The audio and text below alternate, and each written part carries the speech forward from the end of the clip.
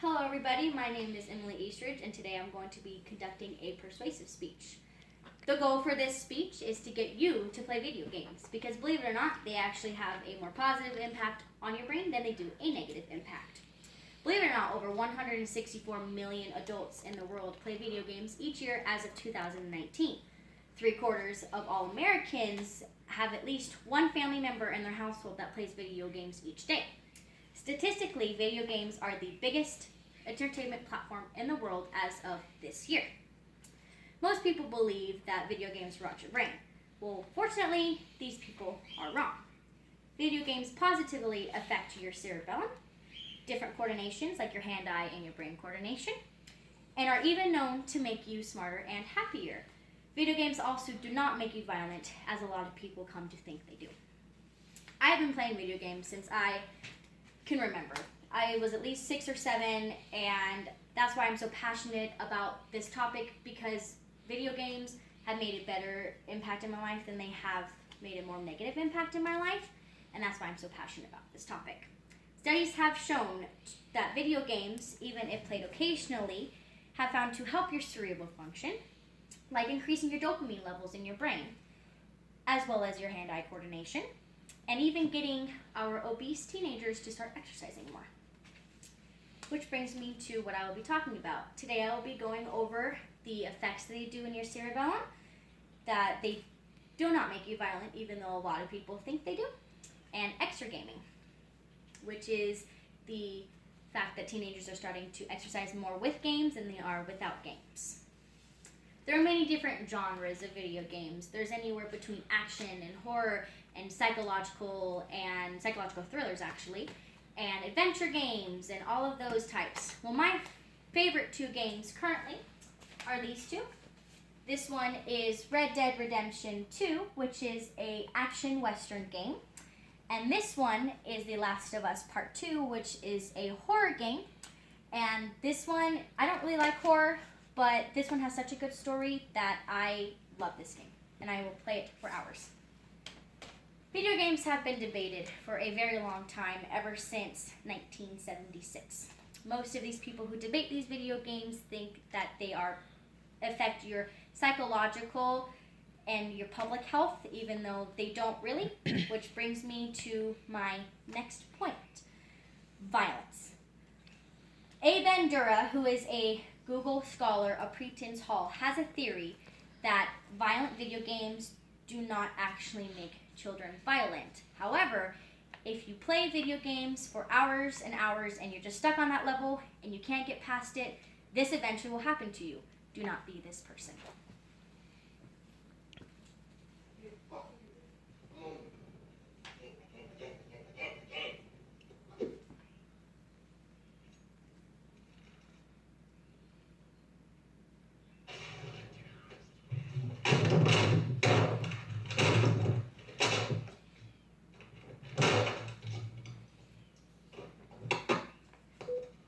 Don't be that guy. If you're going to ruin your consoles because you get so angry because you're stuck on a game, take a breath and take a break. It'll be there tomorrow. Action video games, which are the most popular video game, actually help increase your functionality a little bit more. They require more focused attention as well as quick processing of information and rapid responses. They also have shown to increase your visual resolution, perception, contrast sensitivity, and so much more. The effects that games have on your cerebellum are very good. They actually release this chemical called dopamine, which in turn makes you less stressed and happier in life and less depressed, all of that stuff, just even if you play once in a while. And I believe that in itself should maybe convince you to play a game once in a while, just because I don't like to be stressed all the time, so video games actually help that. Which brings me to my next point. People who exercise actually find it more fun to exercise with a game. A study showed that adolescents between the ages of 12 and 17 who were given a Fitbit and told to walk 10,000 steps a day did not meet those requirements. However, when those same adolescents were given a Wii game to play for exercising, they were actually able to meet the required 60 minutes a day that they needed to hit their goal. Another thing that people think video games do are make your emotions kind of wacky.